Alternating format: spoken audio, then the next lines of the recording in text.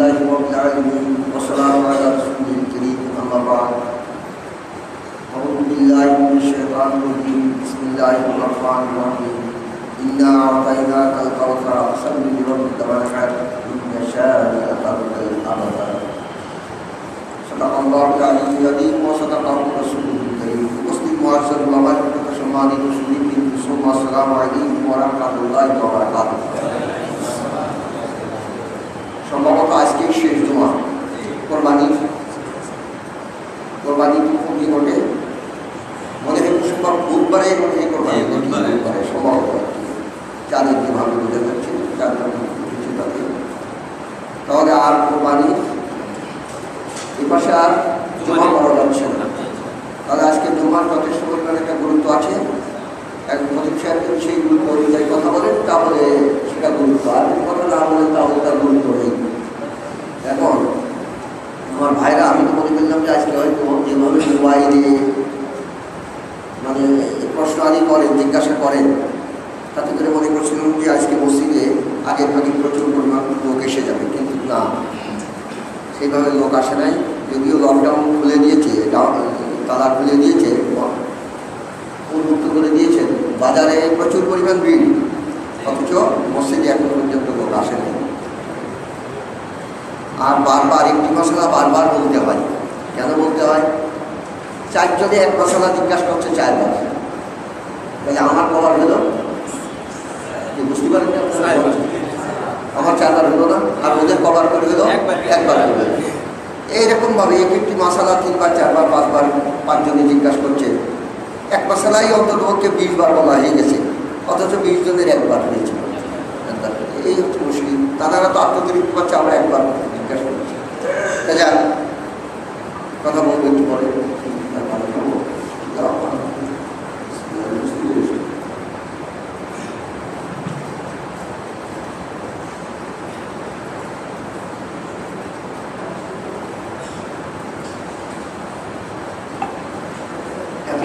কোরবানি সম্পর্কে বলা হয়েছে যে কোরবানি করতে হলে, কোরবানি তো অর্থনৈতিক ব্যাপার নাকি? কোরবানি অর্থনৈতিক ব্যাপার না? তাহলে উঁচু করতে গেলে যেরকম নাকি এই নামাজ পড়তে গেলে উঁচুর দরকার, উঁচু করতে গেলে পানির দরকার বা মাটির দরকার। উঁচু করতে গেলে মাটি লাগে না, তাই রকম করতে গেলে তাহলে নামাজ পড়তে গেলে উঁচু করতে হবে, আর নসের কী করতে হবে? তাইমুম করতে হবে। তাহলে দুইটাই কিন্তু পাক দরকার, মাটি পাকের দরকার, পানি পাকের দরকার। অনুরূপভাবে কোরবানি করতে হলে অর্থনীতি ব্যাপার, যখন অর্থ কি হতে হবে? পবিত্র হতে হবে, মানে অসৎ উপায় না, সৎ উপায় উপার্জিত অর্থ হতে হবে। কথা বুঝতে পেরেছেন? সৎ উপায় উপার্জিত অর্থ হতে হবে। এখন কথা হচ্ছে কি, বাংলাদেশের অর্থনীতি সুদভিত্তিক নাকি? বাংলাদেশের অর্থনীতি সুদভিত্তিক না? আপনারা যেটা জানেন। এখন ব্যাপার হচ্ছে যে সরকারি পর্যায়ে যে সমস্ত অর্থ উপার্জিত হয়, সুদভিত্তিক উপার্জিত হয়, এ তো সরকার একে অনুমোদন দিয়েছে, অনুমোদন দেয়নি। সুদভিত্তিক অর্থনীতি সরকার অনুমোদন দেয়নি। রাজ্যে না দেবে, তাই ব্যাংকিং ব্যবস্থা, যে সমস্ত ব্যবস্থা আছে সরকারি, সব সুদভিত্তিক অর্থনীতি না? কিন্তু যে সরকারের নামে আপনি কোরবানি করবেন, যে সরকারের নামে আপনি কোরবানি, সরকার এখানে যে সরকার বলতে কোন সরকার বলছে বুঝতে পেরেছেন? আল্লাহ। যে সরকারের নামে আপনি কোরবানি করবেন, সে সরকারকে আপনার সুদভিত্তিক অর্থনীতি অনুমোদন দিয়েছে? কারণ সে সরকার সুদভিত্তিক অর্থনীতি অনুমোদন না দেওয়ার কারণ তিনি অর্থনীতির একটা কি দিয়েছে? নিয়মকানুন দিয়েছে, দেন নাই? অর্থনীতির কি দিয়েছে? নিয়মকানুন দিয়েছে। এই ভাই ঘুমাবে না, ঘুমাবে তো দাঁড়িয়ে থাকবে, আছে একটু ঘুমাবে না, কিন্তু বলবে যে মসজিদে এসছি ঘুমাবো কি না, ঘুমাবো সবার খজিব সাহেবের দরকার কি? ঘুমাবে না কেউ, কিন্তু কাছে কথা শুনি। সে সরকার কেন সুদভিত্তিক অর্থনীতি অনুমোদন করে নাই? কারণ সে সরকার ডাইরেক্ট বলে দিয়েছে, তুমি যদি সুদভিত্তিক অর্থনীতিতে বিশ্বাসী হও আর এটা যদি করো, তাহলে তোমার আল্লাহ এবং আখিরাতের পরে ইমান থাকবে না।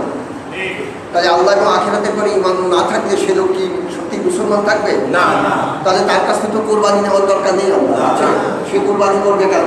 যে ব্যক্তি সুদভিত্তিক অর্থনীতিতে বিশ্বাসী এবং তার উপরে নির্ভর করে রয়েছে, তার জন্য কোরবানি নাই। কিন্তু পেরেছেন? ওকে আমি এই ঘটনা অনেকবারই বলেছি, আমার ভাইরা আসুন তারপরে যে মাসালা বলতে শুরু করবো, আপনারা আসুন। আমার কাছে জিজ্ঞাসা করছেন যে আমি কোরবানি করবো, আমি তো এতদিন কোরবানি করতে পারি নাই, যা কোরবানি করবো।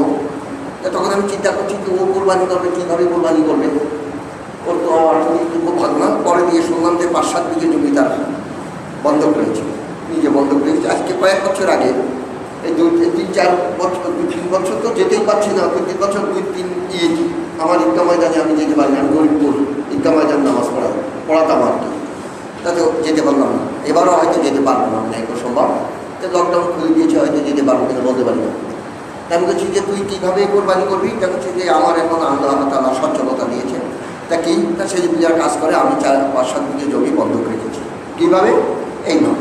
আমি বলছি যে তোর তো কোরবানি, তুই কি ঈদগাহ ময়দানে আইসিস কেন?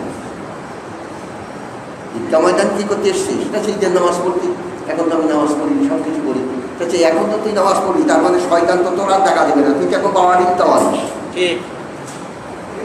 এই যে কথাটা বাবার ঈদগাহ দেওয়ার কথাটা বললেই সেটা লোকের সেন্টিমেন্টে বেঁধে যায়, কাজে উনি এই কথাটা বলেন কেন? কিন্তু মূলত আমি কি কথা বোঝাতে চাই, যেদিন তাওয়া দেওয়ার পরে গিয়ে তার থেকে বাচ্চা হওয়ার আশু সম্ভাবনা নেই, মোটেই সম্ভাবনা নেই, হবেই না। শয়তান তো চাচ্ছে এর থেকে কোনো ফল না আসা, ফ্রুটলেস হতে। শয়তান তো চাচ্ছে তার কৃতকর্ম ফ্রুটলেস হয়ে যায়। তাহলে ফ্রুটলেস কৃতকর্মে শয়তান বাধা দেবে না। কথা বুঝতে পেরেছেন? এই জন্যই দেখেন না, নামাজের সংখ্যা অত্যন্ত বেড়ে যাচ্ছে। বলে হুজুর নামাজের সংখ্যা কি কমাতে চায় না? আমি কমাতে চাই না, কিন্তু অ্যাকচুয়ালি সে নামাজই হোক, সব কিছু বাচ্চা দিয়ে যেমন ইন্না সোলাতা তানহা আনিল ফাহশা ওয়াল মুনকার, নামাজি ব্যক্তিকে যে অসৎ কাজের থেকে ফিরিয়ে রাখে, নামাজকে আদায় করবে, সে অসৎ কাজের থেকে ফিরে থাকে, অসৎ কাজ করবে না, শরীয়ত যেটা নিষেধ করেছে সেটা করবে না। সে এইরকম লোক কী করুক, সোলাত আদায় করুক, খুব সুন্দর হবে, কোনো আপত্তি নাই। তা যায় তখন কোরবানির জন্য সব থেকে প্রথম ধাপ হচ্ছে কি, তার অর্থ পবিত্র হতে হবে। অর্থটা পবিত্র হতে হবে। তো অর্থ পবিত্র আমরা এটা বুঝি না যে অর্থ অপবিত্র এবং পবিত্র এটা কারে কয়, মানে আল্লাহর দেওয়া নীতিমালার বহির্ভূত নীতিমালা দিয়ে অর্থ উপার্জন করার নামই অপবিত্র অর্থ, মানে ব্ল্যাক মানি যাকে বলা যেতে পারে। আল্লাহ প্রদত্ত নিয়মাবলীর বহির্ভূত নিয়মাবলী দিয়ে অর্থ উপার্জন করার নামই হচ্ছে ব্ল্যাক মানি। ব্ল্যাক মানি তো বোঝেন, হোয়াইট মানি এবং ব্ল্যাক মানি। হোয়াইট মানি যেটা সরকার গান করে নিয়েছে, আর ব্ল্যাক মানি যেটা গান করছে না। এখন ব্ল্যাক মানি আবার শতকরা 10% দিয়ে দিলে হোয়াইট মানি হয়, কিন্তু আল্লাহ তাআলাকে শতকরা 2.5%। শতকরা কত দিতে হয়? 2.5%। মনে আছে তো? শতকরা কত দিতে হয়? কতদিন পরে? 1 বছর পরে। শতকরা 2.5 টাকা দিলে ব্ল্যাক মানি হোয়াইট মানি হয় না, হোয়াইট মানি হয়। অসৎ উপায়ে উপার্জিত অর্থ যে পবিত্র হয়ে যায় তা নয়। জাকাত দিলে, জাকাত কিন্তু এমন মালে দিতে হয়, পবিত্র মালের জাকাত দিতে হয়। যদিও জাকাত মানে পবিত্র করা, তাহলে পবিত্র মালের জাকাত দেওয়ার দরকার কি? তার মানে 1 বছর থাকাতে যার পরে যে আবরণ করে এটা পবিত্র করবার জন্য আল্লাহ তাআলা এরকম একটা নির্দেশ দিয়েছে। জাকাতের কথা, ওয়াকিমুস সালাহ ওয়াতুজ যাকাতের কথা বলা হয়েছে, এই জাকাতের কথা বলা হয়েছে।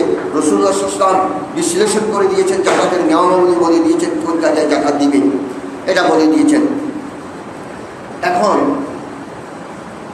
আমরা সবাই মুসলমান দাবি করি না? কারণ আমাদের যদি কেউ অমুসলিম ঘোষণা দেয়, অমুসলিম বলে, তাহলে তো একেবারে মানে বিশাল কিছু গণ্ডগোল হবে কি হবে। কিন্তু মুসলমান হওয়ার জন্য কিছু সংজ্ঞা আছে না? কিছু নিয়মকানুন তো আছে, কী কী মানলে মুসলমান হবে, কী কী না মানলে মুসলিম থেকে বাইরে হয়ে যাবে, এটা সত্য কথা। দেখুন, আপনার অর্থনীতিতে যদি সুদভিত্তিক অর্থনীতি হয়, অসৎ উপায়ে উপার্জিত অর্থ যদি আপনার কাছে থাকে, আর এই অর্থ দিয়ে যদি আপনি কি করেন, কোরবানি করেন এবং জাকাত দেন, আল্লাহ তাআলা এটা কখনোই অ্যাকসেপ্ট করবে না, এটা মেনে নেবেন না। মালুল্লাহি মুহসাবিল হারাম লা ইউযাক্কা, যে মাল অসৎ উপায়ে উপার্জিত হয়েছে সে মালে কি নাই? জাকাত নাই, পবিত্রতা নাই। মালে গুলুলের কোনো পবিত্র, গুলুল শব্দের হচ্ছে ধোঁকা দেওয়া, ধোঁকা দিয়ে অর্থ উপার্জন করা, এটাও কোনো পবিত্রতা নাই, আল্লাহর কাছে এটা গ্রহণযোগ্য নয়। তাহলে কোরবানি সম্পর্কে আমরা আজকে একটু শুনবো। কোরবানি সম্পর্কে কিছু বলেছি পর্যন্ত। কোরবানি কাদের উপরে ওয়াজিব এটা আপনারা জানেন। যার উপরে সদকা ফিতরা ওয়াজিব, কার উপরে সদকা ফিতরা ওয়াজিব? যার উপরে জাকাত ওয়াজিব, মানে 52.5 তোলা রূপা এবং অথবা 7.5 ভরি সোনা। এখন 52.5 তোলা রূপা অথবা 7.5 ভরি সোনা অর্থের দিক দিয়ে, মানে বাংলাদেশ টাকার দিক থেকে বা যে কোনো দিক থেকে অত্যন্ত ব্যবধান না। 12.5 তোলার দাম বর্তমান কত টাকা হতে পারে বলতে পারে, যেখানে মনে আছে আমি তো কোরবানি ঈদের সময় বলে দিয়েছিলাম কত 71,000 না 70,000 কত ওই রকমই হবে, 70-71,000 যাই হোক। কিন্তু 12.5 তোলার রূপার দাম তো অনেক বেশি না। তাই নিচেরটা ধরতে হবে। এই দুটো জিনিস হচ্ছে মূল শিক্ষা। এই দুটো জিনিস মূল শিক্ষা বলতে গেলে অর্থনীতি ডিপেন্ড করে কিসের উপরে? স্বর্ণ এবং রূপোর উপরে। কথা বুঝতে পেরেছি? অর্থনীতি ডিপেন্ড করে কিসের উপরে? স্বর্ণ এবং রূপোর উপরে। এখন এই সমপরিমাণ স্বর্ণ অথবা রূপো যদি থাকে তারপরে জাকাত ওয়াজিব। 12.5 তোলা রূপা অথবা তার মূল্য 45 টাকায় ধরেন তার মূল্য, এবং 7.5 ভরি স্বর্ণ। এখন কথা হচ্ছে যে আমার 7.5 ভরি স্বর্ণ তো অনেক দাম না?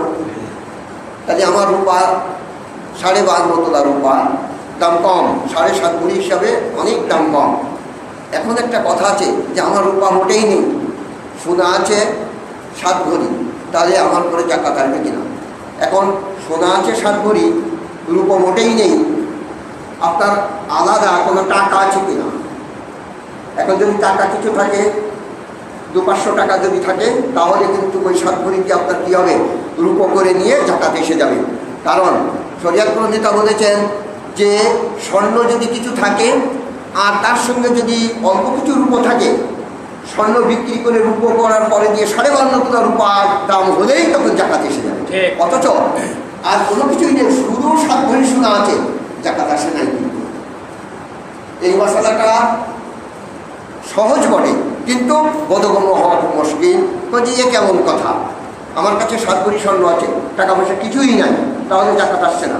আমার কাছে টাকা আছে 500 টাকা, 7 ভরি স্বর্ণ আছে।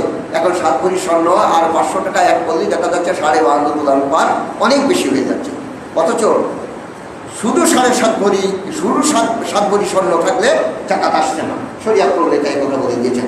এখন দেখা যাচ্ছে 3 ভরি যদি স্বর্ণ থাকে আর যদি 500 টাকা থাকে তাও কিন্তু জাকাত আসছে, হিসাবে আসছে না। এবার দেখেন 3 ভরি স্বর্ণের দাম দেখা যাচ্ছে যে 50 টাকা করে, কথা হচ্ছে 1.5 লক্ষ টাকা হচ্ছে। 50 টাকা করে যদি ভরি হয় তবু 1.5 লাখ টাকা হচ্ছে, আর ওদিন 500 টাকা আছে, তাহলে 1.5 লাখ আর 500 মানে কত হচ্ছে?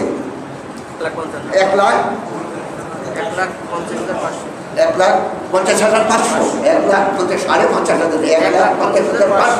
আমি তাড়াতাড়ি 50,500 বলতেছিলাম। 1,50,500, 1,50,500 দেখেন রূপো অনেক কিনা যাচ্ছে না? 12.5 তোলার বেশি কিনা যাচ্ছে। এই শরিয়াত প্রণেতা এরকম একটা কথা বলেছেন। তাহলে যাদের উপরে জাকাত ওয়াজিব সেই সমস্ত ব্যক্তিদের উপরে কি কোরবানি ওয়াজিব। কথা বুঝতে পেরেছেন? কিন্তু অর্থটা কি হতে হবে? আল্লাহর প্রদত্ত নিয়ম নীতির মাধ্যমে তার কি করতে হবে? এখন মুসলমান হতে ভাই, আপনি মুরব্বী মানুষ, বাহির থেকে আপনার কেন করে আসেননি? হয়তো বলবেন যে এত মুশকিল, মসজিদের কোনো গুরুত্বই নেই। আপনারা এজলাসে গিয়েছেন? এজলাস কোর্টে গিয়েছেন? কোর্টে এখানে আসে এজলাস শব্দ ব্যবহার করিস না? এজলাস শব্দের একটা বাবু এফাল থেকে মানে বসানো। আজলাসা ইউজ, জালাসা ইউজ যদি জুলুসান মানে বসা, আর আজলাসা ইউজ যদি এজলাস মানে বসিয়ে দেওয়া। তাই লেখা রয়েছে এজলাস, তার মানে এখানে এসব দাঁড়াবে না, বসে দিতে হবে। শব্দটা খুলে দেখবেন, ওখানে দেখবেন ইংরেজিতে আরবিতে লেখা আছে এজলাস। শব্দটা হচ্ছে এজলাস থেকে যে বাবু এফাল থেকে। জালাসা ইউজ মানে নিচে বসা, অকর্ম ক্রিয়া, আর আজলাসা ইউজ এজলাসের সকর্ম ক্রিয়া যাকে বলা যেতে পারে। এই বাংলাতে অকর্ম এবং সকর্ম ক্রিয়া আপনারা জানেন ভালো হবে, ট্রান্সিটিভ আর ইন্টেনসিটিভ ভাব যাকে বলা যেতে পারে। এখন কথা শুনে এবার সর্বপ্রথম তো মুসলমান কোরবানি করবে কারা? ইমানদার মন মুসলমান। মুসলমান কারে বলা হয়? এটা বহুবার বলেছি। আল্লাহর আইন বাদে অন্য আইন মানলে তাকে মুসলমান বলে? মুসলমানের মানে তো মেনে নেওয়া, মুসলমান মানে মেনে নেওয়া না। আলিমুন এটা আলিমুন জায়গাটা, এটা গায়ের মুসলমান কিন্তু। আর মুসলিম এটা কর্তৃপক্ষ বিশেষ্য, মুসলিম এসে ফাইল যাকে বলা যেতে পারে, কর্তৃপক্ষ বিশেষ্য বাংলাতে বলা যেতে পারে। আর মুসলমান এটা ন্যাশনালিটি, এটা আলিমুন জায়গাতান মুসলমান, একটা জনগোষ্ঠীকে বলা যেতে পারে। তাই মুসলিম ওই ব্যক্তিকে বলা যায় যে কিছু মেনে নেয়। তাহলে বাংলাদেশ আইন মেনে নেওয়া মুসলিম সে, কিন্তু আল মুসলিম আলিফলাম আহাদে খারিজি, এটা যে বাহিরে তার রূপটা এরকম হতে হবে। আলিফলাম 4 প্রকার, তার ভিতরে আহাদে খারিজি এটা। তাহলে আল মুসলিম বলা হবে তাকে যে আল্লাহর আইন মানে। আল্লাহর আইন যে ব্যক্তি মানবে, আদারওয়াইজ অন্যান্য বিষয়ে আল্লাহর আইন যে ব্যক্তি মানবে, সেই ব্যক্তি যদি এই সম পরিমাণ অর্থ যদি তার থাকে, তাহলে তার উপর কী হবে? কোরবানি বা জাকাত ওয়াজিব হবে। কথা বুঝতে পেরেছেন? তাহলে বোঝা যাচ্ছে যে কোরবানি ওই ব্যক্তি পরে ওয়াজিব যার উপরে সদকা ফিতরা ওয়াজিব। সদকা ফিতরা বুঝেন তো? সদকা চ্যারিটি যাকে বলা যেতে পারে, দান করা। সদকা শব্দের অর্থ সদাকা মানে দান করা, আর ফিতরা শব্দের অর্থ হচ্ছে যে ব্রেকফাস্ট, ভেঙে নেওয়া। ওই সেখান থেকে ইফতার, আপনারা ইফতারভাবে ফল থেকে ইফতার, তাহলে ভেঙে দেওয়া, তাই সদকায় ফিতরা। এমন সদকা করার কিছু খাদ্য দেওয়া বা তার মূল্য দেওয়া, একে সদকা ফিতরা ধরেছে শরীয়ত প্রণেতা। এখন আমরা অর্থ উপার্জনের দিকটা লক্ষ্য করি না। কথা বুঝতে পেরেছেন? আর মৌলবীতে যদি একটু ওয়াজ করে দেয়, কোনো বিষয়ে যদি খরচ করলে মৌলবীতে বলে দেয় যে প্রচুর সওয়াব হবে, কিন্তু উপার্জনের দিকে লক্ষ্য না করেই সেই সমস্ত কাজে আমরা অর্থ দিয়ে দিই না। কথা বলছেন না? সেই সমস্ত কাজে আমরা অর্থ দিয়ে দিই কি জন্যে? ব্যাপক সওয়াব হবে, ব্যাপক সওয়াব হবে, জান্নাতে যাওয়া যাবে। জান্নাতে এর বিনিময়ে কোথায় যাবে? জান্নাতে যাবে। আচ্ছা, জান্নাতের মালিক কে? দেবে কাদের? আমাদের দেবে না। তা আমরা উপযুক্ত না হলে কি দেবে? জান্নাতে দেবে? জান্নাতে তো দেবে না। তাহলে উপযুক্ত হয়ে যাবে, তাহলে পাওয়া যাবে। মালিক তো ওই ব্যক্তি, তা আমি যার বিনিময়ে খরিদ করবো। ইন্নাল্লাহ আশতারা মিনাল মুমিনিনা আমওয়ালাহুম ওয়া আনফুসাহুম বিআন্না লাহুমুল জান্নাহ, এরকম কথা বলেছেন। এই আছে তো, তাহলে এরকম কথা আল্লাহ তাআলা বলে দিয়েছেন, এর বিনিময়ে কি পাওয়া যাবে? জান্নাত পাওয়া যাবে। কিন্তু আল্লাহ তাআলা সেটা অ্যাকসেপ্ট করবে কিনা, কারণ তিনি নিয়ম বলে দিয়েছেন না, অর্থ উপার্জনের নিয়ম বলে দিয়েছেন না। এবার শুনি, তাহলে ওই সমস্ত ব্যক্তির উপরে কোরবানি ওয়াজিব, তাদের উপরে যাদের উপরে সদকা ফিতরা ওয়াজিব, তাদের উপরে কোরবানি। কোরবানির সময়কাল কখন কোরবানি করবে? 10 তারিখে ফজরের পরে পরে কেউ কেউ বলেছেন। এখন কথা হচ্ছে যে 10 তারিখের ফজরের পর পর কোরবানি করবে, কিন্তু নামাজের আগে কোরবানি করলে কিন্তু কোরবানি হবে না। এটা কিন্তু খেয়াল রাখতে হবে। ঈদের নামাজ, ঈদুল আজহার সলাতের পরে বা নামাজের পরে দিয়ে কোরবানি করবে 12 তারিখের সন্ধ্যা পর্যন্ত। এই যে আসর পর্যন্ত বলেছে, অর্থাৎ সন্ধ্যা পর্যন্ত, মাঝখানে 3 দিনের মাঝখানে দুটো রাত না, 12 তারিখ, 10 তারিখ, 11 তারিখ আসতে ফলে একটা রাত, তারপরে যে 11 তারিখ 12 তারিখ আসতে ফলে আরেকটা রাত, তাই না? তাহলে দিনে 3টে আর রাত 2টো, ঠিক ঠিক না? তাহলে রাত 3 সবসময় কোরবানি করা যাবে। 10 তারিখে সূর্য উদিত হওয়ার একটু উপরে উঠবার পরে দিয়ে ঈদুল আজহার নামাজের পরে দিয়ে কোরবানি 12 তারিখের সন্ধ্যা পর্যন্ত কোরবানি করা যাবে, কোনো আপত্তি নাই। কারণ এখন যে অবস্থা দেখা যাচ্ছে যে বিশ্বকাপ খেলা রাতের বেলাও হয় না? বল খেলা রাতের বেলা হচ্ছে, একটা অমাবস্যার রাত তবু বল খেলা হচ্ছে, দেখা যাচ্ছে সুস পরিবেশটাও দেখা যাচ্ছে। এখানে শরিয়াত প্রণেতা একটা কথা বলেছেন যে রাতের বেলা এটা তো না করা ভালো।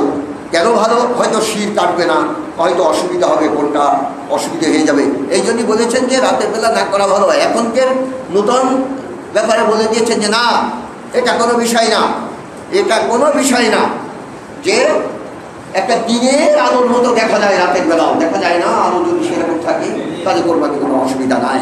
তাহলে 10 তারিখ থেকে, এখন 10 তারিখ থেকে যদি আমি বলি, তাহলে আপনারা মনে করেন ফজরের পরপরই, ফজরের পরপর ওই সমস্ত জায়গায় কোরবানি করা যাবে যেখানে জমা বৈধ নয়, দেহাতি অঞ্চল। আমাদের দেশে দেহাতি অঞ্চল নাই, বহু দূর দূরান্তে অন্যান্য মরু অঞ্চলে দেহাতি অঞ্চল আছে, যেখানে বাজার ঘাট নাই, অফিস আদালত নাই, কোনো কিছুই নাই। যেমন দেখে আগে, আজকে থেকে 50-60 বছর আগে নিয়ে ফতোয়া দিত আখিরি জমা পড়বার কথা। আপনারা আখিরি জমা পড়েননি? মসজিদে আখিরি জমা পড়েছেন? এই বয়সের লোক নাই? আমি যখন আজকে 33 বছর ওখানে আসলাম, আসার পরে যে আখিরি জোহর নিয়ে বহুত গঞ্জাম হলো, আমি বলছি যে যশোর থেকে আসলাম, গাড়ি ভাড়া দিয়ে দিলাম, খেতাবাজির দেবো না বুঝে, কারণ গাড়ি ভাড়া দিলাম 2.5 টাকা গাড়ি ভাড়া, কি 12 আনা কি 1 টাকা গাড়ি ভাড়া, আবার খেতাবাজিশও নিয়ে নেবে, তা তো হবে না। কারণ জুমা পড়লাম তো জোহরের বিনিময়, নাওয়াইতুল মুসকিতা আন সালাত জুমা, জোহর বিসলাতি আদায় সালাতি রাকাতাই জুমা, এই কথা বলা হয় না? এখনকার নিয়ত এরকম করি না, আরবি নিয়তটা এরকম যে আমি ইচ্ছা করেছি 2 রাকাত জুমা দ্বারা 4 রাকাত জোহর আদায় করে দেব। তাহলে 2 রাকাত জুমা দিয়ে 4 রাকাত জোহর যখন আদায় করেছিলাম, পরবর্তীতে আবার কেন আখেরি জোহর করবো? এই কথা ওখানে যখন ঈশান প্রথম বললাম তখনই যুক্তি ঠিক আছে, কথা তো ঠিকই। উনি বললেন যে খেতা বালিশ দেবো কেন, টাকা তো দিয়েই দিচ্ছে, ভাড়া দিতে পার, খেতা বালিশ দেবে কেন?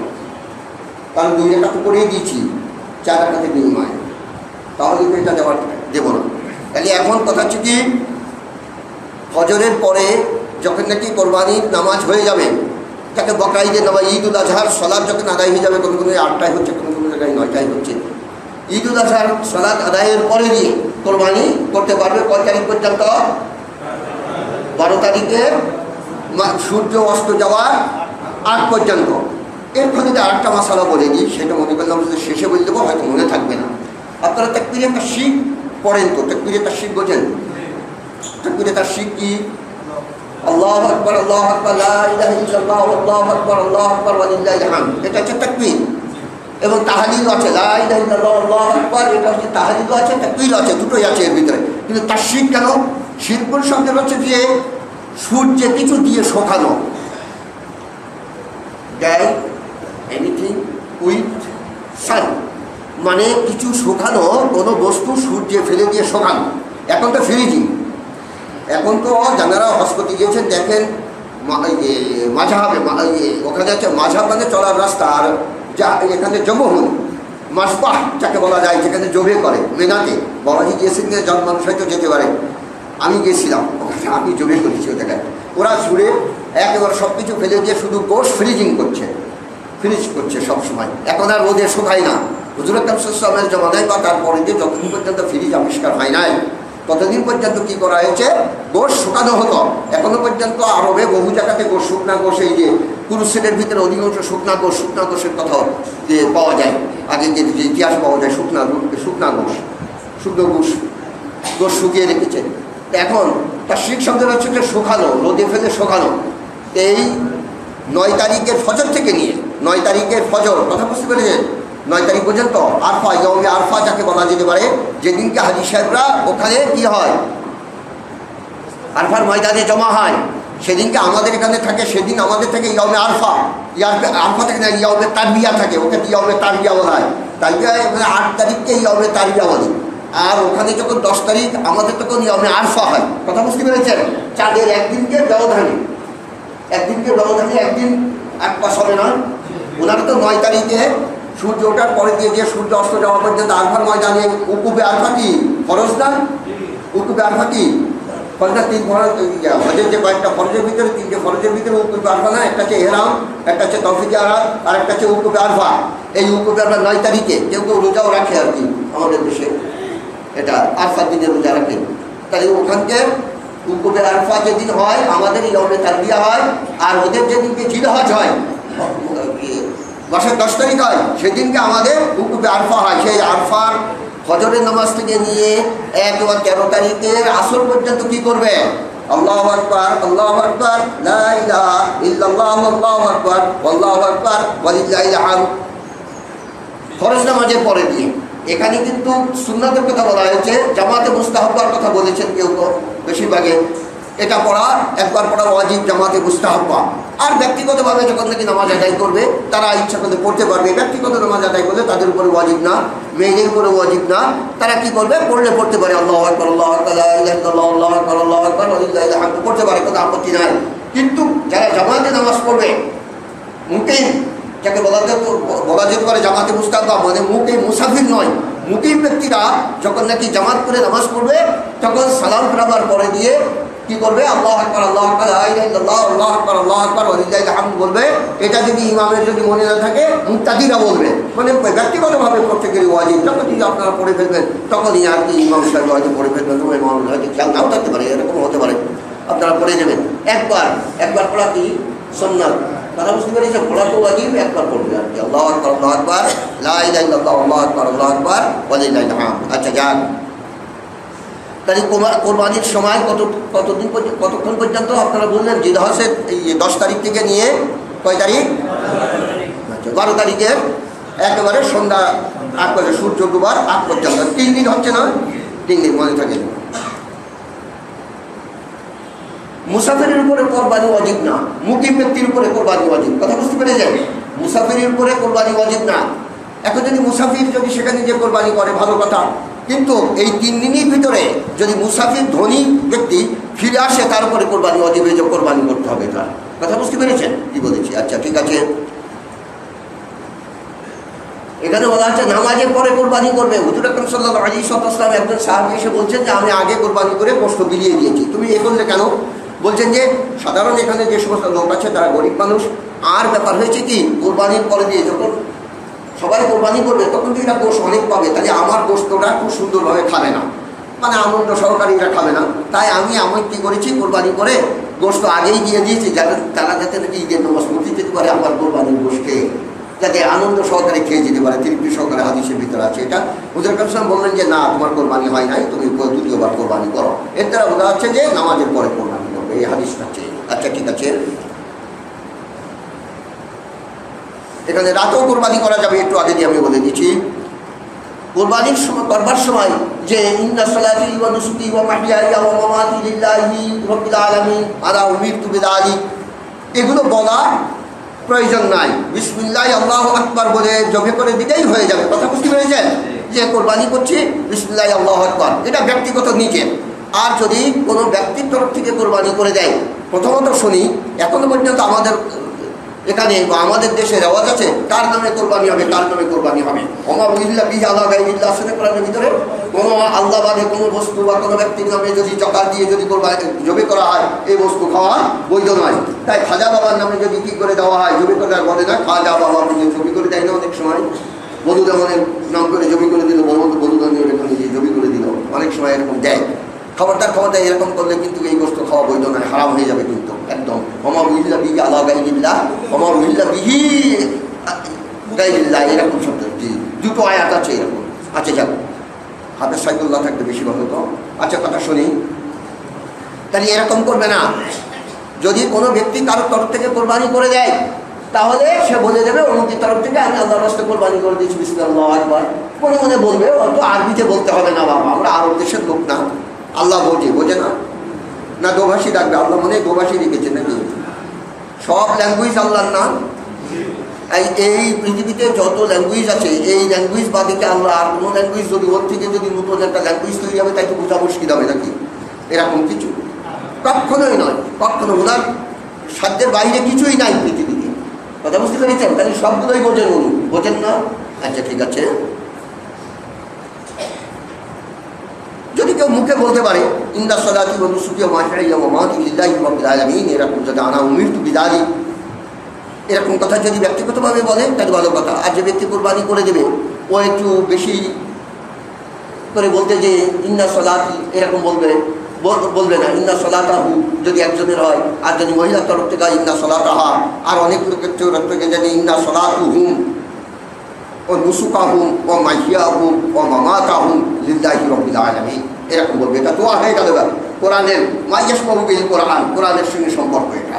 আচ্ছা যাক, এখন কথা হচ্ছে যে মায়া ছাগলও কোরবানি করা যাবে। কথা বুঝতে পেরেছেন? মায়া ছাগল বোঝেন তো, এটা কোরবানি করা যাবে। তারপর পাঠা বোঝেন তো, আর খাসি বোঝেন। আমাদের দেশে একটা রেওয়াজ আছে যে যদি কোনো ছাগল যদি শিয়ালে কামড়িয়ে দেয়, এখন তার জঙ্গল নাই, এক সময় একেবারে ছাগল বেঁধে রাখলো, দড়ি সমেত দিয়ে চলে যেত না, এখন আছে কিনা কোনো জায়গায় হয়তো জঙ্গল আছে, বলা যায় না। তো শিয়ালে কেটে দেয় না অনেক সময়, গলা ধরে না শিয়ালে, ছাগলের বাচ্চা ছাগল ধরে কি ধরে না, অনেক ফেলে যায় না, ছিদ্র হয়ে যায়।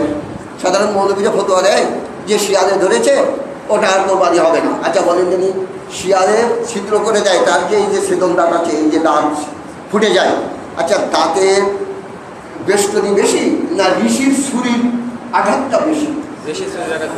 ছুরির আঘাত বেশি না? যখন অন্ডকোষ কাটে দেখেন না কতখানি কেটে দেয়। শিয়ালে যে দাঁত ফুটিয়ে দিয়েছে সেটা আবার এরকম দেখেছে প্রায় বুঝে গেছে, ঝাড়টান টিপে দেয় অনেক সময়। তাহলে দেখা যাচ্ছে যদি ওটা যদি অক্ষত সেরে যায় তাহলে কোনো আপত্তি নাই।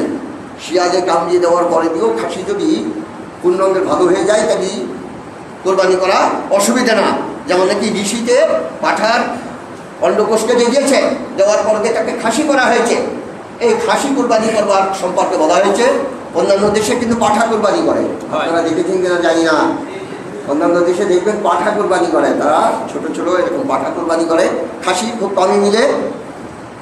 কিন্তু আমাদের দেশে, এই ভারত উপমহাদেশে, তবু ওই সাইডই নয়, এই দেশে খাসি কোরবানি করে। সেই জন্যই শরিয়ত প্রণেতা বলেছেন যে খাসি কোরবানি করা বৈধ, পাঠা কোরবানি করা বৈধ, তারপরে যে মায়া ছাগল কোরবানি করা বৈধ, গাভী গরু কোরবানি করা বৈধ, এবং এড়ে গরু কোরবানি করা বৈধ।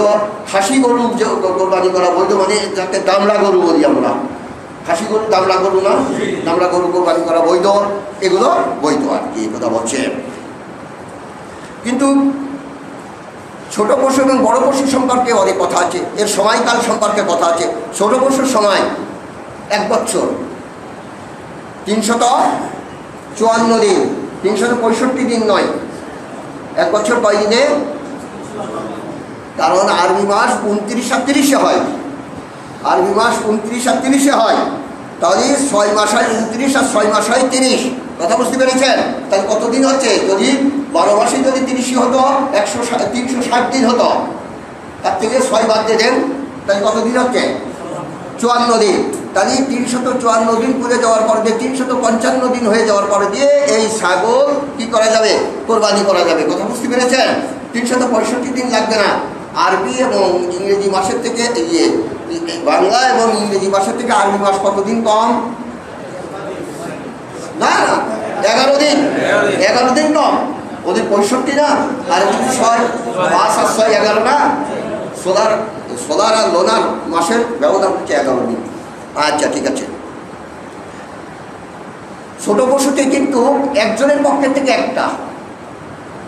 ছোট পশু বলতে ছাগল, ভেড়া, দুম্বা। বড় পশু বলতে গরু, মহিষ, উট। কথা বুঝতে পেরেছেন? বড় পশুর বয়স সীমা আমি বলে দেবো। এখানে ছোট পশুর বয়সের কথা বললাম। বড় পশুর বয়স হচ্ছে 2 বছর, আর উটের বয়স 5 বছর। এটা যদি মনে থাকে, যদি বড় পশু উনি বলে যে বড় পশু যদি উট 2 বছর হলেই হবে, উটের ব্যাপারটা আলাদা। উট হচ্ছে 5 বছর, আর মহিষ হচ্ছে 2 বছর, গরু হচ্ছে 2 বছর। কথা বুঝতে পেরেছে? আমাদের শুধু উট কোরবানি করে না, এই জন্য শরীয়ত প্রণেতা বলে দিয়েছেন বড় পশু 2 বছর। এখন দাঁত ভাঙা বা ওটা শর্ত নয়, শিং ওটা বা না ওটা এটা কোনো শর্ত না। কিন্তু সাধারণত বাজারে গেলে আমরা শিং দেখে পছন্দ করি যে এটা 2 বছর হতে পারে, এটা নমুনা, এটা নমুনা। দাঁত ভেঙেছে কিনা দেখ, দাঁত ভাঙে নাই এখনো বা দাঁত ওঠে নাই। 2 বছরে সাধারণত আমাদের দেশে গরুর দাঁত উঠে এরকম ধরনের আমরা ভাবি, কিন্তু তা নয়। তাহলে ছোট পশুতে একজনের পক্ষের থেকে একটা। কথা বুঝতে পেরেছেন? আর বড় পশু একের থেকে নিয়ে 7 জন, একের থেকে নিয়ে 7 জন। তাহলে 2 জনও হতে পারে, 3 জনও হতে পারে, 4 জনও হতে পারে, 5 জনও হতে পারে, 6 জনও হতে পারে, 7 জনও হতে পারে। আমাদের দেশে একটা রেওয়াজ আছে যে জোর না হলে বেজোড়ে হবে না, বেজোড় না হলে জোরে হবে না। এরকম 2 জনে করতে পারবে না, কিন্তু কথা তা নয়। 1 থেকে 7, তাহলে 1 জন, 2 জন, 3 জন, 4 জন, 5 জন, 6 জন, 7 জন করতে পারবে। এখন এখানে একটা কথা আছে, কোনো ব্যক্তি 7-এর 1 অংশের থেকে কম না হওয়ার দরকার। 7-এর 1 অংশের থেকে কম হবে না, প্রত্যেকেরই কিন্তু 7 ভাগের 1 ভাগ হতে হবে। এখন একটা কথা, এবার 7 ভাগের 1 ভাগ মানে এখানে আমি যে কথা বলেছি 7-এর 1 অংশের থেকে কম হবে না। পশু 7 ভাগ করবার পরে যত করে বলে, যেমন ধরি 7 জনের কোরবানি করছে, একটা গরু কিনেছে 70 টাকা দিয়ে। 7 জনের কোরবানি করলে একজনের ভাগে কত পড়বে? 10 টাকা করে, প্রত্যেক ভাগে 10 টাকা পড়বে। এখন কোরবানি 7 জনের করছে, একজনের ভাগে 5 টাকা, একজনের ভাগে 15 টাকা, তাহলে কয় টাকা হচ্ছে? 20 টাকা হয়ে যাচ্ছে। আর 5 জনের ভাগে 5 10 50 টাকা, 70 টাকা হয়ে যাচ্ছে না? আবার লোক হচ্ছে করা, কোরবানি হবে না কিন্তু, কারণ এটা 14 ভাগের 1 ভাগ হয়ে গেছে। ওই যে যার 5 টাকা তার 14 ভাগের 1 ভাগ। সবসময় ছোটরা কিন্তু একক ধরতে হয়, বুঝলেন? ফরাইজ মাসালা, মেয়ে যখন নাকি ছেলের অর্ধেক পায়, তাহলে মেয়ের অংশ জমি 3 ভাগ করে 2 ভাগ ছেলে পাবে আর 1 ভাগ মেয়ে পাবে, তাহলে মেয়ের অংশটাই একক ধরা হয়েছে। ফরাইজ যারা করেন, আপনারা ফরাইজ সম্পর্কে বুঝবেন, ফরাইজ যারা করেন, এখানে মশালাটা এরকম, লোক 7টা। কথা বুঝতে পেরেছেন? গরু 70 টাকা দিয়ে খরিদ করেছে, একজনের হচ্ছে 5 টাকা, একজনের 15 টাকা, তাহলে 20 টাকা হয়ে যাচ্ছে না? তাহলে 2 জনের 20 টাকা, একজনের 5 টাকা, একজনের হচ্ছে 15 টাকা, আর 5 জনের 5 10 50 টাকা। তাহলে একটা 14 ভাগের 1 ভাগ হয়েছে, একজনের 14 ভাগের 1 ভাগটা যার 5 টাকা তার 14 ভাগের 1 ভাগ না, তাহলে 7-এর 1 অংশের থেকে কমে গেছে না, এবার কমে গেছে না। এখন একটা কথা শুনি, গরু একজন নিয়েছে, 2 জনে নিয়েছে 30 টাকা, এই যে 2 জনে 20 টাকা 20 টাকা 40 টাকা, 2 ভাগ নিয়েছে 40 টাকা, আপত্তি নাই, আপত্তি নাই। এবার আর বাকি 3 ভাগ আছে না, 2 পরে আর 3টে ভাগ আছে না, এখনো 4 ভাগ চলে যাওয়ার পর আর 3 ভাগ আছে না, 3 জনে 3 10-কে 30 টাকা নিয়েছে। এখানে দেখা যাচ্ছে প্রত্যেকের 7-এর 1 অংশ থেকে কম হয় নাই, কোরবানি হয়ে গেছে। কথা বুঝতে পেরেছেন? তাহলে 5 জনে কোরবানি করা যাচ্ছে, 4 জনেও করা যাচ্ছে, 3 জনেও করা যাচ্ছে, 2 জনেও করা যাচ্ছে, 1 জনেও করা যাচ্ছে। এবার মশলাটা বুঝে আসছে, মশলাটা বুঝে আসছে তো? আচ্ছা ঠিক আছে।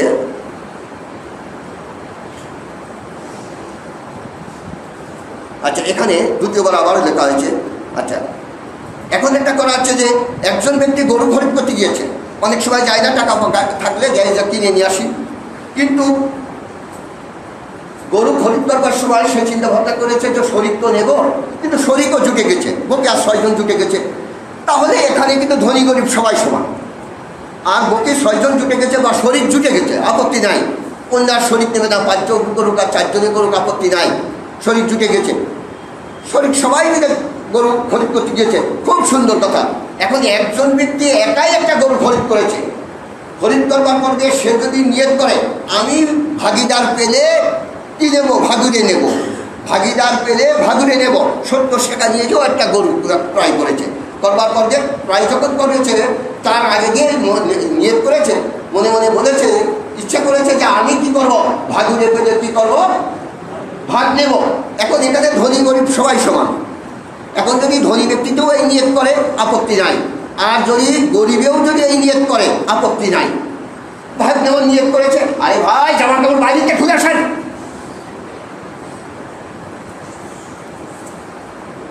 এখন ধনী গরিব সবাই সমান, কারণ আগেই সে কি করেছে, নিয়ত করেছে যে আমি কি করব, ভাগ পেলে ভাগ নেব। এখন কিন্তু এই ব্যক্তি, যে ব্যক্তি ক্রয় করতে যাচ্ছে, 70 টাকা গাড়ি কি করে নিয়ে গেছে, তাছে যে না আমি একাই দেবো, একাই দেবো। ক্রয় করে এসে বাড়িতে নিজের স্ত্রীর সঙ্গে বলাবলি করে যে এত টাকা একাই দেওয়া, এটা কি ভাগ নিলে তো ভালো হয়, এখন এটা ভাগ নেওয়ার জন্যই টেন্ডার দিয়ে দিচ্ছে। এখন দেখতে হবে ওই ব্যক্তি ধনী কি গরিব।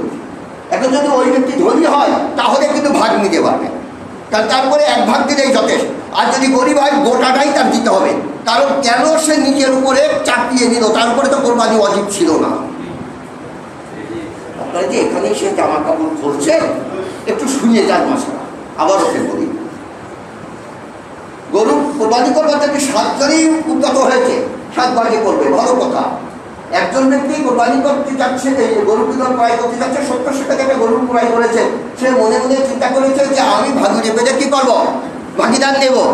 এটা ধনী গরিব দিয়ে ধনী নিতে পারবে, কারণ ধনীকে যদি ক্রয় করতে গেছে সে চিন্তা করেছে কি আমি ভাগুরে পালি ভাগুরে নেব, গরিবও চিন্তা করেছে আমি ভাগুরে পালি ভাগুরে নেব, এরকম চিন্তা করে গিয়েছে ক্রয় করতে, পরে দিয়ে তারা ভাগ নিয়েছে, আপত্তি নাই।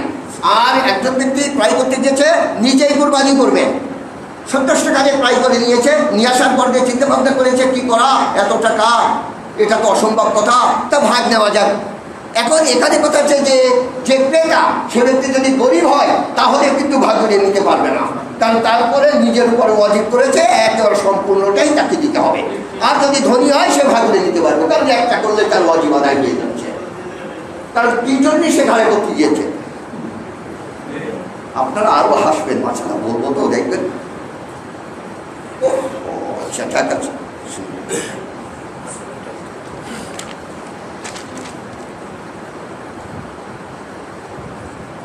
এখন কথা হচ্ছে যে গরু কোরবানির পশু, ছাগল হোক, ভেড়া হোক, গরু হোক, যাই হোক, এই হারিয়ে গেছে।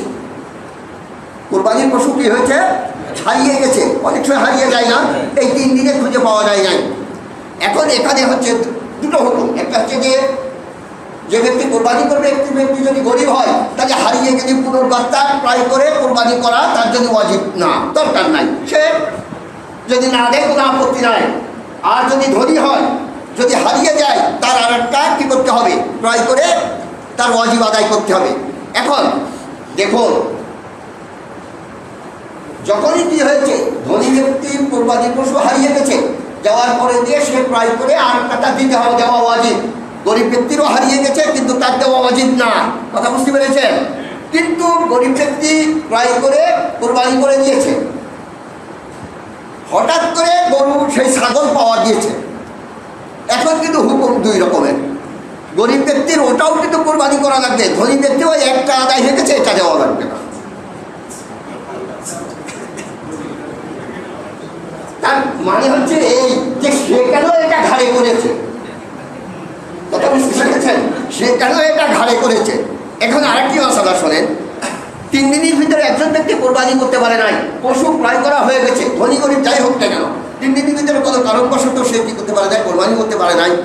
তাহলে পরবর্তীতে সে এই পশু জবে করে সমস্ত গোশ সৎকা করতে হবে, তখন আর এই কোরবানির গোশ খেতে পারবে না। 3 দিন পার হয়ে যাওয়ার পরে গিয়ে পশু জবে করে সম্পূর্ণ গোশটাকে কি করতে হবে, বিলিয়ে দিতে হবে। ধনী গরিব যাই হোক না কেন সম্পূর্ণ গোশ তার বিলিয়ে দিতে হবে।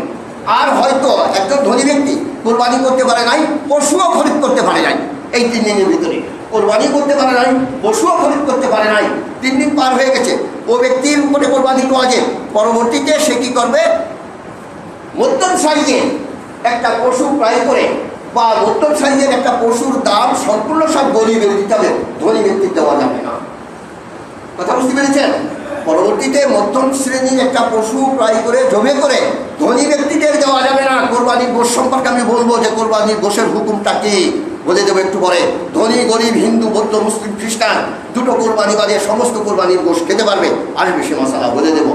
তাহলে যখন দেখি পরবর্তীতে কোরবানির দিনের পরে দিয়ে যখন দেখি জমে করছে, তখন আর কোনো ধনী ব্যক্তি খেতে পারবে না, সব সৎকা করতে হবে। সৎকা গরিবের হুকুম, গরিবের।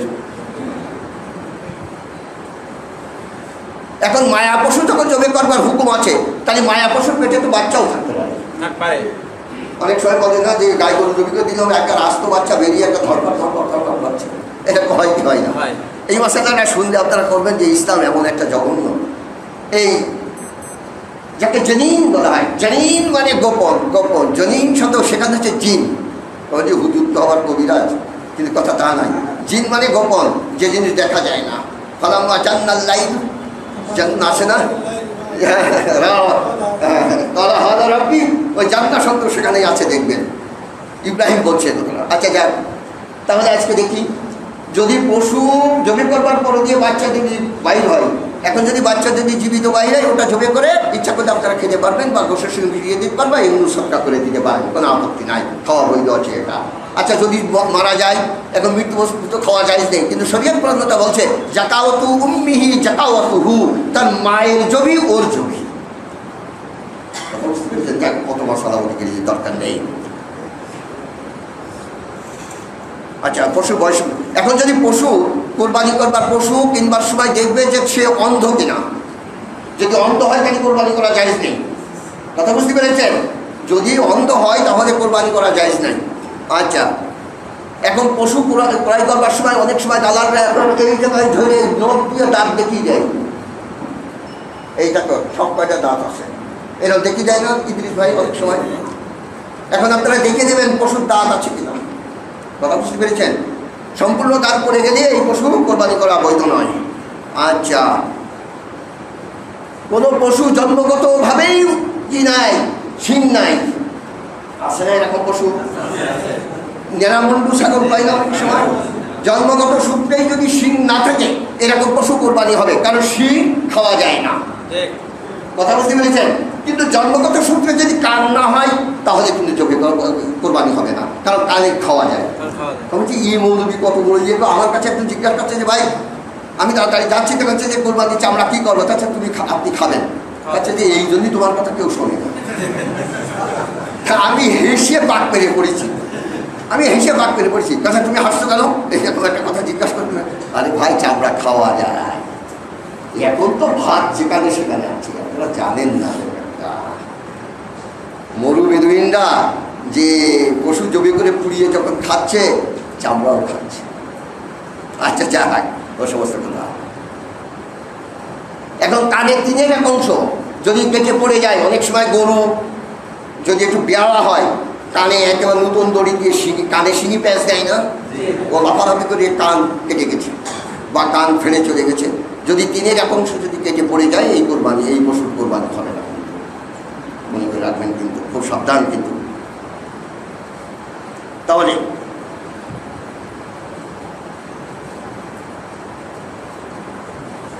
খাসি পশু করছে।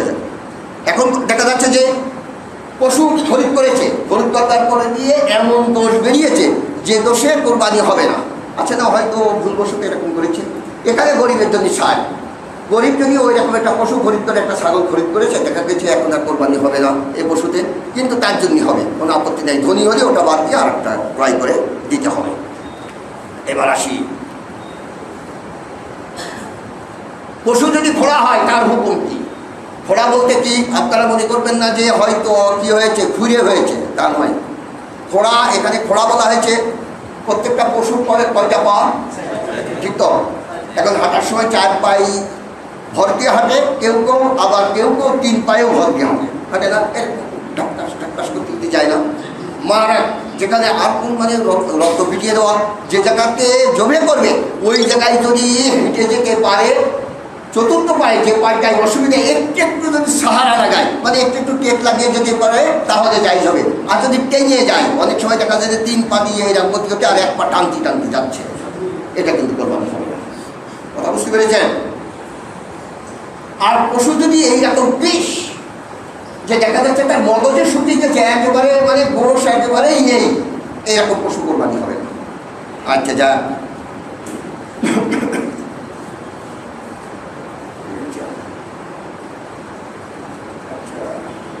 এখন গোশতের হুকুম বলে দিই।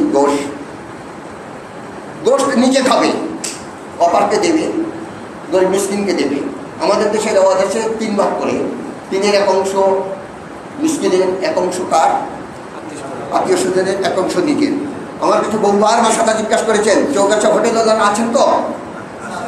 হ্যাঁ, আমি বলছিলাম যে ইনশাল্লাহ বলে দেবো, আজকে আপনাদের মোবাইলেও বলছিলাম, আজ বলবো, আমার মনে আছে। এখন অনেক সময় দেখা যায় যে আমি একটা গরু জমি করেছি, ভাগে 30 কেজি গোশ হয়েছে, 20 কেজি তো চলে গেছে, ধরেন শেষ চলে গেছে 20 কেজি। কয় কেজি আছে? আবার 10 কেজি আছে। তা আমার গোশ আমি কী করতে পারি? বেছে দিতে পারি। তাহলে কোরবানির গোশ সাহেবে কোরবানি বেচতে পারবে না, মশালা বারবার বলেছি, সাহেবে কোরবানি, যে ব্যক্তি কোরবানি করেছে এই ব্যক্তি বেচতে পারবে না। একজন 20 কেজি পেয়েছে, সে বেচতে পারবে।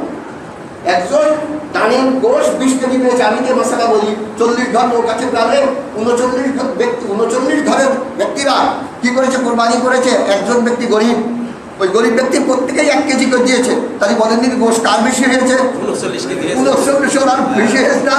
এই 39 তো তার ফ্রিজ হোক, এই গরিব মানুষ ফ্রিজ পাবে কোথায়? আর এত গোশ তো সৃজনও তার মুশকিল। কিন্তু বাজারে হোক, যেখানে হোক, সে বেছে দিতে পারে, কোনো আপত্তি নাই। কথাটা বুঝতে পেরেছেন কি বলেছি?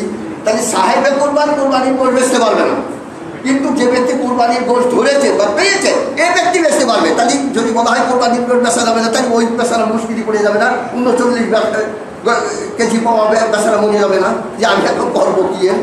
কিন্তু তা নয়, সাহেবে কোরবানির গোশ বেচতে পারবে না। এইবার আসি কথা।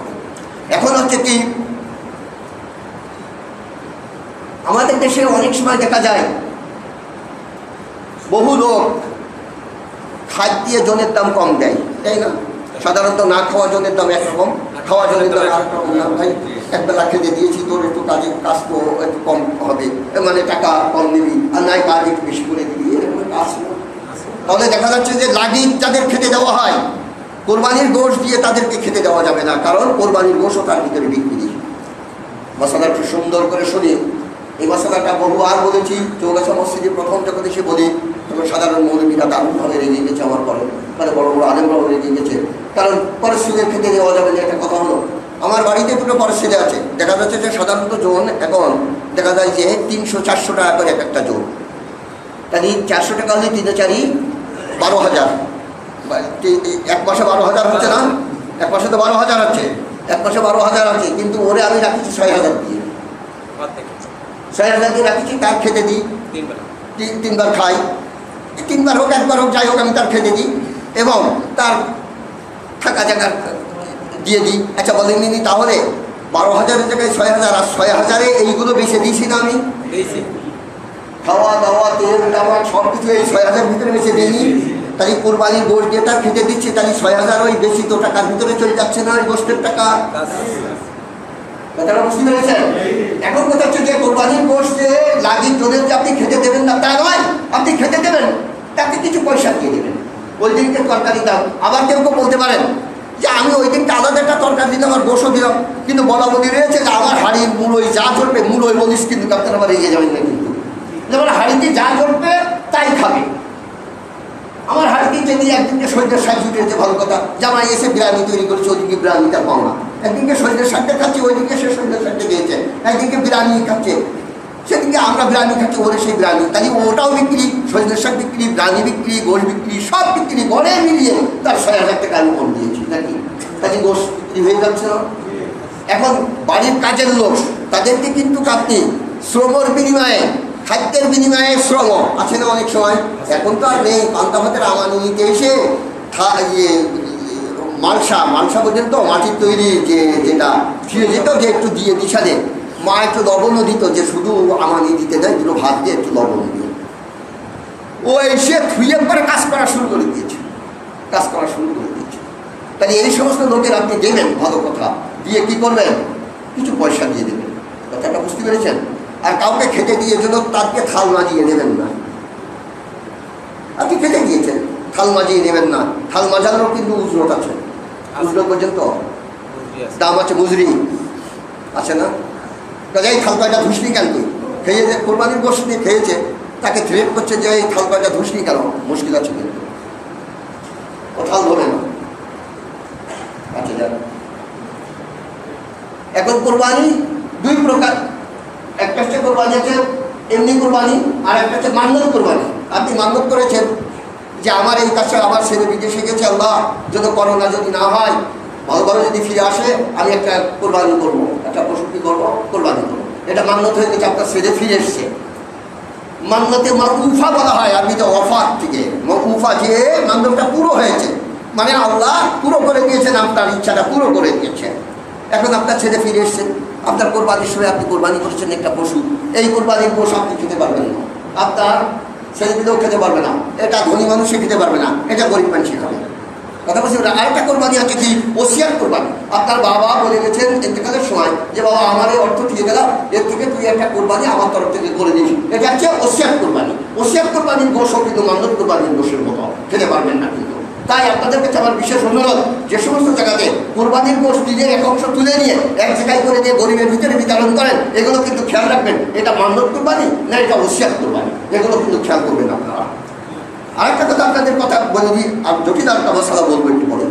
আরেকটা কথা বলে দিই, যে কোরবানির গোশ যখন বেচা যায় না, আমি খাসি কোরবানি করেছি কি আমি গরু কোরবানি করেছি, আমার প্রতিবেশী খাসি কোরবানি করেছে, এখন আমরা মত বিনিময় করলাম যে 2 কেজি গরুর গোশ দিয়ে 1 কেজি খাসির গোশ দেওয়া যায়, বিক্রি হয়নি কি? এটা বিনিময় হয়ে গেছে না? আচ্ছা, এক সময় তো শিক্ষা ছিল না, যে সময় নাকি ক্রয় মূল্য মানে বিনিময় মূল্য যখন নাকি তৈরি হয় নাই, তখন মালে মালে বিক্রি হতো না, আমি এই দিচ্ছি তুমি এই দাও। আপনারা আরো ডিপলি যান, 1000 বছর আগের কথা যান, বা 5000 বছর আগে যান, এটা হচ্ছে বেচা যাবে না। এটা বহুত মৌলবীদের সঙ্গে আমার কথা হয়েছে, আমি এক জায়গায় কোরবানি করেছিলাম, সেখানে বহুত মৌলবীদের সঙ্গে একসঙ্গে কোরবানি করছি, একজন হঠাৎ করে বলে ফেলো আমার বাবা তো গরু গোশ খায় না, তা আমরা এই করে ছাগলের গোশ নিই। আমি তো সস্তাও করলাম, এটা কোরবানি হবে না, কেন? এটা বিক্রি হয়ে যাচ্ছে, এটা হবে না। এখন কথা হচ্ছে যে আমার প্রতিবেশী 1 কেজি ছাগলের গোশ দিয়েছে, আমি তার যদি গোশ না দিই, ও কিন্তু গেছিয়ে বেড়াটি মুশকিল আছে, গেছানো ওদের তো যে মনে মনে বলে বলা যায় যে 1 কেজি গরুর গোশ ছাগলের গোশ দিলাম, আর ও আমার একটু গোশ দিলে না গো, তাহলে ও বিনিময় চাচ্ছিল, যদি গেছিয়ে না বেড়ানো হয়। ওখানে একটা কাজিয়ে বললাম, হয়তো চাষা মানুষ তো, অনেক লোকেই আজকে বলেছে যে চেহারা কালো হয়ে গেছে, তার মানে এই রোগী পাকের বুঝতে হবে। কিন্তু কথা বুঝতে পেরেছেন? এই জন্য চেহারা এত কালো হয়ে গেছে, বিবর্ণ হয়ে গেছে আমার। তাহলে গেজিয়ে বেড়াবেন না, কিন্তু সে আপনি ছাগলের গোশ দিয়েছেন, ও গরুর গোশ দেয়নি, অসুবিধা নাই, কিন্তু ও আপনার গরুর গোশ দিয়েছে, আপনি ছাগলের গোশ দেন নাই, অসুবিধা নাই, আপনি দিয়েছেন, ও দিয়েছে, অসুবিধা নাই। কথা বুঝতে পেরেছেন? ডিমান্ডটা থাকলেই মুশকিল, আমার বাবাজি একটা প্রশ্ন করেছেন যে একটা গরু দেখা যাচ্ছে যে আকিকা করছে, আর কিছু আরেকজন কি করছে, কোরবানি সেও আকিকা করেছে, জি,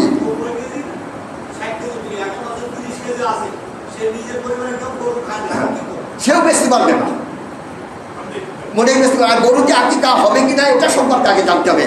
আপনাদের কাছে আমি বলি, হাদিসে সিয়াসতটা তো নয়, সহিহ দুটো হাদিস, সহিহ তো দুটো হাদিস না, বুখারী এবং মুসলিম, আর ওগুলো সুনানে আরবা বলা হয়। কিন্তু কমি হচ্ছে যখন ছোটবেলা পড়েছি আমি তখন সিয়াসতটা বলি। সিদ্ধ মানে ছয়, সিয়াম সহিহ বহু বছর সিয়া মানে ছয়টা প্রসিদ্ধ মানে বিশুদ্ধ কিতাব, কিন্তু কিতাবটা হচ্ছে 4টে বিশুদ্ধ কিতাব। কথা বুঝতে পারেন? এই যে দুটো বিশুদ্ধ কিতাব আমার মিস্টেক হয়ে গেছে। দুটো বিশুদ্ধ কিতাব যাকে মুসলিম এবং বুখারী বলা হয়, আর ওগুলো সুনানে আরবা বলা হয়, যাকে কিতাবের কথা থাকে। এই সমস্ত জায়গায় বড় পশুতে কোনো সময় আকিকার কথা বলে নাই। এই বিশ্বকোষ নিয়ে এসছি আমি। বিশ্বকোষ আপনারা শুনেছেন, ইসলামী বিশ্বকোষ, দুইজনে মাথায় করে নিয়ে যেতে পারবে না। কিছুদিন আগে যে আমি পড়াই করেছি নিয়ে এসছি, এরকম 30 খন্ডে এরকম বড় বড়, এরকম একেবারে বিশাল। আজ কয়েকদিন ধরে আমি দেখলাম আকিকা সম্পর্কে বলেছে। আব্দুর রহমানের একটা বাচ্চা হয়েছিল, উনি আকিকা করছেন উট দিয়ে। ফাতেমা রাদিয়াল্লাহু তাআলা, আয়েশা সিদ্দিকা রাদিয়াল্লাহু তাআলা একটা ডাইরেক্টলি বলে দিয়েছেন যে এটা তোমরা ঠিক করলে না, আল্লাহ রসুল করে নাই, আদারওয়াইজ কোনো সাহাবীরা করে নাই, এর ভিতরে কোনো ইজমাও হয় নাই, আপনারা তুমি কেন বড় পশুকে আকিকা করলে, এটা ডাইরেক্টলি বলে দিয়েছেন। তাই আপনাদের কাছে এটা কিয়াসি মাসালা।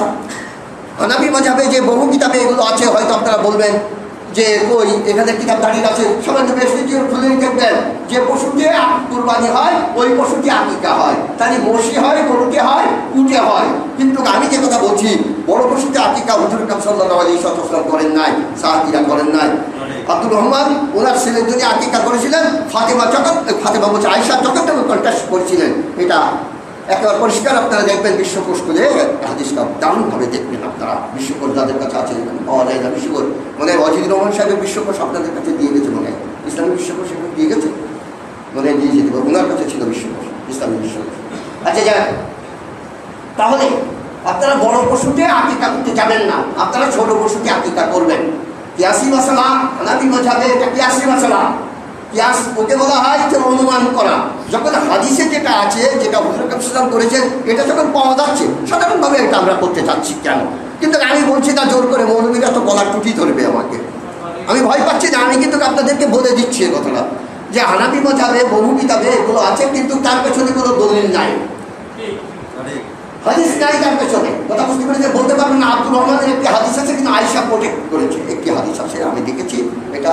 কিন্তু অন্য সিয়াসতের ভিতরে সিয়াসতেই বলেন আর সহিহ সুনানে আরবা বলেন, এটা পাবেন না আপনারা। ওরা কিতাবের হাওলা দেবে, ফতোয়ার হাওলা দেবে, অমুক কিতাবে আছে, অমুক কিতাবে আছে। প্রথম হাওলা দেবে আল্লামা থানভী, আশাবাদী থানভী রহমতুল্লাহ হাওলা দেবে, যে বেশি দিকে খুলে দেখবেন এটা আছে, অমুক কিতাব খুলে দেখবেন এটা আছে, হেদায়ের ভিতরে আছে, দুরুল মুক্তারে আছে, ফতোয়া শামীতে আছে, রদ্দুল মুক্তারে আছে, এগুলো আছে, রদ্দুল মুক্তার এগুলো আছে, কিন্তু এগুলো ফতোয়ার কিতাব, কিন্তু এর পেছনে কি নাই? এই হচ্ছে মুশকিল, এটাই হচ্ছে মুশকিল। আপনাদের হ্যাঁ সময় হয়ে গেছে, আমি বুঝতে পারছি, সবাই তো চুপ করে দিলে, আমিও বুঝতে পারি ঘড়িটা তো দেখা যায় না। আপনারা এই আপনার টাকা মনে করবেন যে চোখ নষ্ট না, এটা আলোতে আপনারা দেখেন দেখা যাচ্ছে না। আচ্ছা সময় হয়ে গেছে, নামাজ সঙ্গে হবে, আপনারা অত ভাবতে হবে না। তাদের মাসাটা তো শুনলেন। চামড়ার কথা বলি, চামড়া কোরবানির চামড়া, কোরবানির চামড়া গোশের হুকুম। কথা বুঝতে পেরেছেন? কোরবানির চামড়া গোশের হুকুম, বিক্রি করলে গরিব মানুষের দিতে হবে। আর বিক্রি যদি না করেন আপনি নিজে রাখতে পারেন, যাই নামাজ করতে পারেন, জুতা তৈরি করতে পারেন, প্লাস পর্যন্ত গাছ কাটার জন্য পেছনে যে বাস্তা বান্ধে প্লাস তৈরি করতে পারেন, কোনো আপত্তি নাই। কিন্তু এটা গোশের হুকুম যত ধনী মানুষেরও দেওয়া যায়, কিন্তু চামড়া দান করতে হবে। কোনো মাদ্রাসায় মসজিদে এগুলো দেওয়া যাবে না, এটা হচ্ছে বন্দার হাট। বুঝতে পেরেছেন? বিক্রি করার সঙ্গে সঙ্গে সদকা করতে হবে। এবার কথাটা বুঝতে পেরেছেন তো? আর যে নিজের ভাগের গোশত আপনি বিক্রি করবেন তা পারবেন না। তাহলে দেখা যাচ্ছে যে ব্যক্তি কোরবানি জমি করে, পশু জমি করে দিয়েছে, কোরবানির গোশত তৈরি করে দিয়েছে, তাকেও আপনি দিতে পারবেন না। তার উজরত দেওয়ার পরে দিয়ে আপনি দিতে পারেন, আপত্তি নাই। বলবেন যে ওরে তো কিছু দিবানের টাকা, আর 1 কেজি গোশত দিয়ে দেওয়ার ওরা অত ভাব দিবেন না। আছে অনেক জায়গায় যে ভাই ওই দিনকে আমি অন্তত 2 কেজি গোশত ধরতে পারতাম, তার দাম অন্তত 1000 টাকা, তোমরা এই ছাগলটা জমি করলে আমার আর কতই বা দুবা, তার যে যাক তোমরা আমি টাকা দেবো না, আর 1 কেজি গোশত দেবো বা 8 কেজি গোশত দেবো, ছাগলের গোশত হবে না, কোরবানি হবে না। কিন্তু তো খুব সুন্দরভাবে ঠিক করে দেবেন, সুন্দরভাবে ঠিক করে দেবেন এটা। আর কোরবানির গোশত কিন্তু একেবারে সুন্দর করে ভাগ করবেন, কিন্তু একটা যদি পাট ভাগ করেন সেটা আলাদা করা। ওইদিকে তাকাচ্ছেন আপনারা, সময় হয়ে গেছে, আর দরকার নাই। ওয়াকির জানান আলহামদুলিল্লাহ।